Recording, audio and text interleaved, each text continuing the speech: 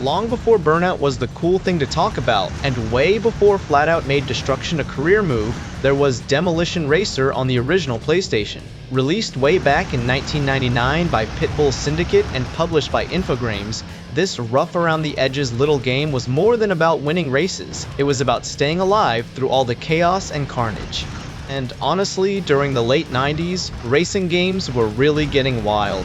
Gran Turismo was bringing realistic driving right into your living room. Need for Speed was all about shiny, fancy exotics, and Twisted Metal was changing what vehicle combat could be.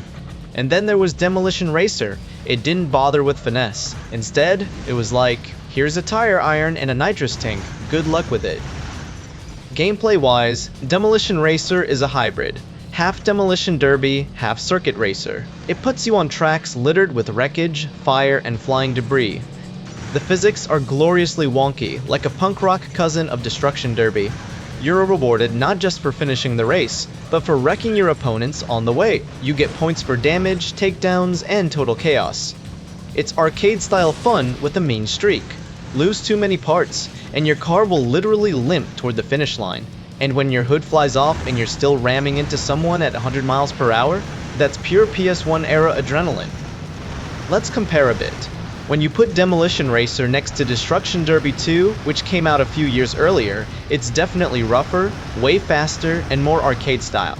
It might not have the same polish or realistic physics, but it makes up for that with its speed and attitude. Now, if you look at it next to Twisted Metal, it doesn't have all the crazy weaponry and colorful characters, but it definitely captures that same wild, chaotic vibe. It feels more like a monster truck just messing around at a fair than some crazy apocalyptic battle to the death. Visually, it's got that rough PS1 look, jagged edges, muddy textures, and a frame rate that sometimes drops out. But honestly, it just feels right.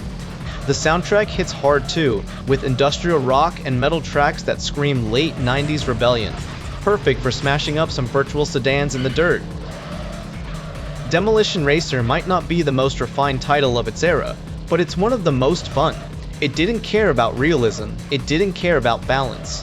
It cared about giving you a car, a track full of maniacs, and a license to destroy.